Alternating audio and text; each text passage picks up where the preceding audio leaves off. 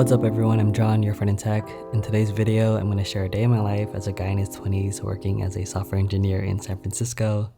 Now today is actually Sunday and I'm going to be working today, which is not typical, but I'll get into why later on in the video. This morning I'm going for a walk because daylight savings just changed and I always hate this time of year because it gets dark too fast. Luckily, I do have the flexibility in my schedule to enjoy the sun in the mornings, so I'm going to take advantage of that.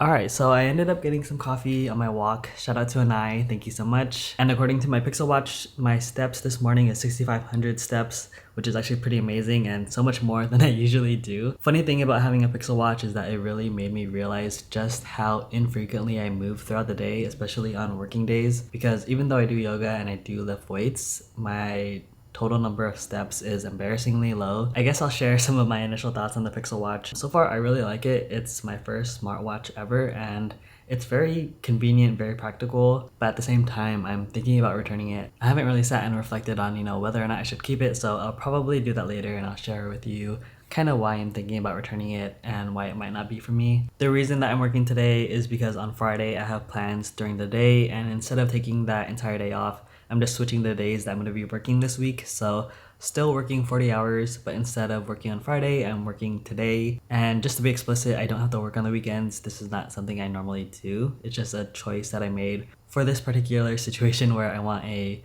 3-day weekend next week and I still want to get my work done. Okay, now that I've gotten the disclaimer out of the way, the agenda for today is doing some coding and then I also have some training material that I need to get through. So in my last vlog, I talked about how I'm writing a huge code refactor and I'm wrapping that up now. Super excited to get that part of the project over with. And now I'm working on improving testing, adding more tests, fixing bugs, and making quality changes. And all of that has been going pretty well. So I'm just going to be doing more of that later on today.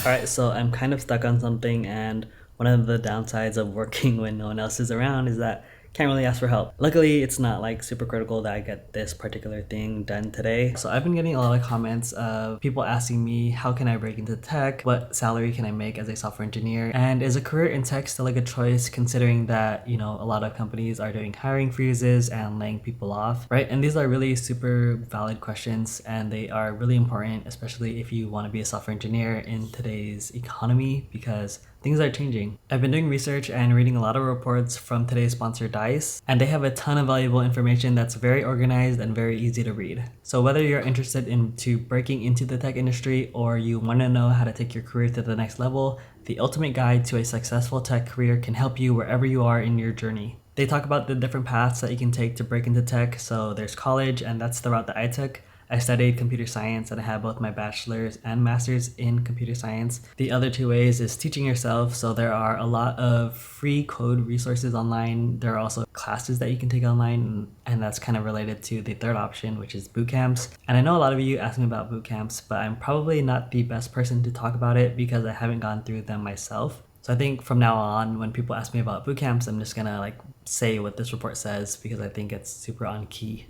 They also go over internships, which are very near and dear to my heart because internships really paved the way for me to get where I am today. Dice.com says that internships are a great way to figure out what kinds of roles will appeal to you, and I totally agree. During my internships, I worked on building a web app, I built developer tools, I built a mobile app, and that's kind of how I figured out what I like to work on, and just as important, I learned what I don't like to work on. I also really like their report on tech salary trends. So I've shared how much money I've made as a software engineer on my channel, but I do work at a top paying FANG company, and I know that's not going to be the same as other tech companies. So it's really interesting to hear that in 2021, the average tech salary is $104,000. And if you're interested in seeing what the average salaries are by occupation, they also have the data for that. And if you're worried about the state of the tech job market today, I highly recommend that you read the latest DICE Tech Job Report, right? It covers the first half of 2022, so it's very up to date. The good news here is that there is still strong demand for tech talent. Now, if you're looking for a job, dice.com is the leading career marketplace for technologists with over 4 million members in the United States. DICE is where tech connects you with a career that matters. So create a free dice.com profile today and get advanced data insights, access to jobs, companies, and analysis to level up your tech career. Thank you to DICE for sponsoring today's video.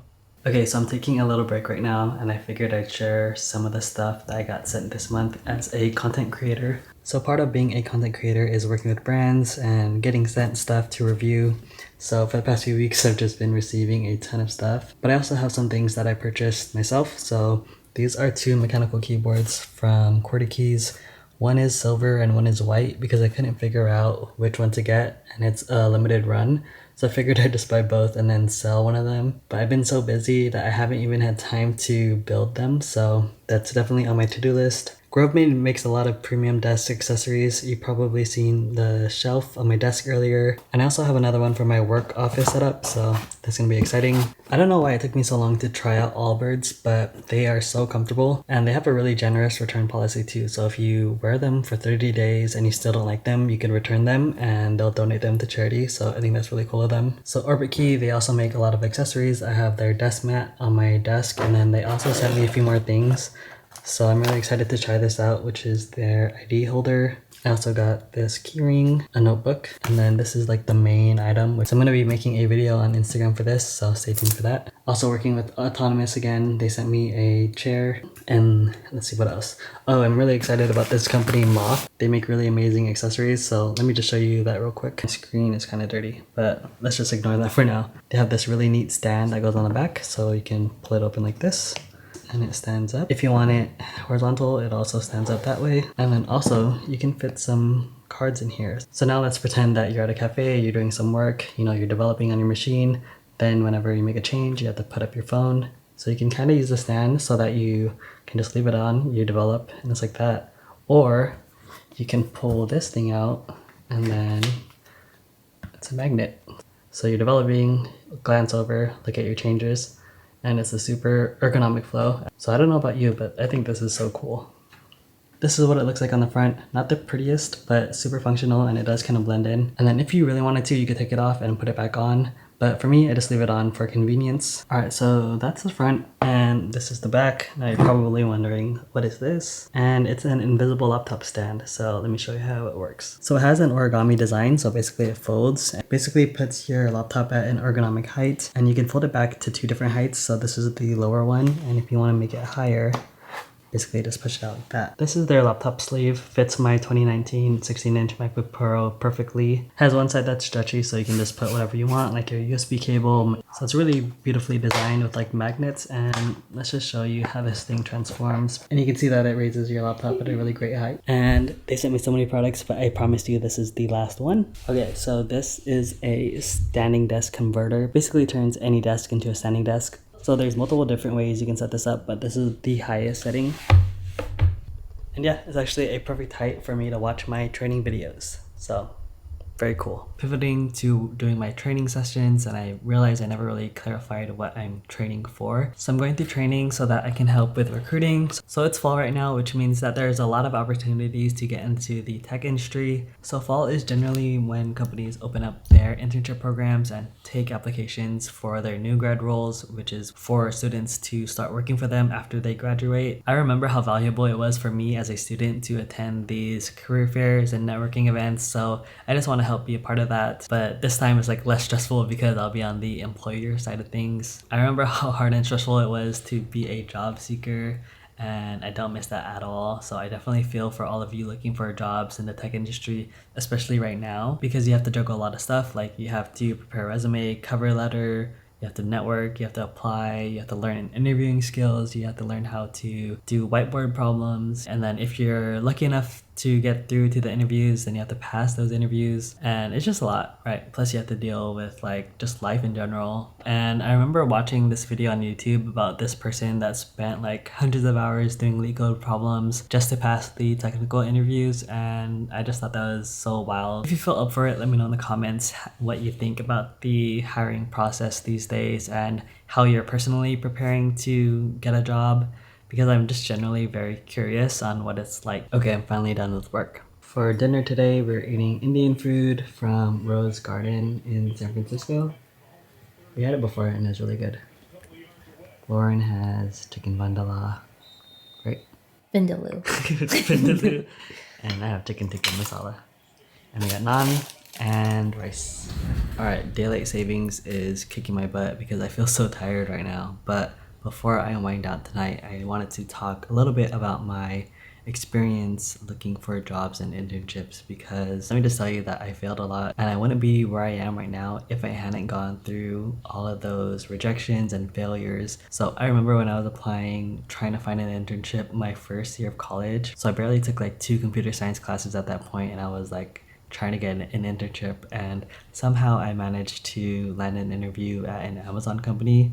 And I remember during that interview I was excited because they asked me to implement selection sort, and I knew selection sort because I just learned about it in class, but I still totally bombed the interview because I didn't know how to do a whiteboard interview, and I never learned that I was supposed to be talking through my whole thought process. And because I wasn't doing that, my interviewer didn't know how to help me. I ended up like running out of time, and I just remember thinking like I completely bombed that interview, and I didn't get it. Even though I failed that interview, I am so glad I gave it a shot, because just that single rejection, I learned so much throughout that whole experience. I knew how to apply, I knew how to like get on the phone and do a phone interview. I knew what it was like to actually go into an office, go into a room, go on a whiteboard and code up a solution. I knew how I would feel personally, like just being in a room with one other person. And all of that is like really important, because you don't know how you're gonna act until you're actually put into those kinds of situations. Up until that point, it's all theoretical. Even if you do mock interviews, you never really know what will happen, because nerves get the best of you. Maybe you think nerves will get the best of you, but when you show up, you're not nervous at all. I need your help. I want to make a couple of videos that will be super helpful for everyone that is looking for jobs and internships right now. So I'm thinking of a few video topics like my computer science degree in X minutes, the strategies I used to land my internships. I also have a story on why I actually regret interning at Google, so I thought that'd be an interesting insight that I haven't really seen on YouTube. So yeah, let me know if there's any video topics you want me to make. I am thinking about switching to short form content in December, trying to do like an everyday video kind of thing, just to be more creative and get to experiment more with my content, and even just like talking about other things other than tech. For instance, I would love to talk about YouTube and how my video where I talk about my salary has made over $2,000 in ads alone. So I think that's really interesting, and I would love to talk about more topics like that. But every time I try and make a video like off topic from like being a software engineer and tech and stuff like that, like it just doesn't get any views, and it's like kind of demotivating. So that's it from me. Thank you for watching. I'll see you in the next one.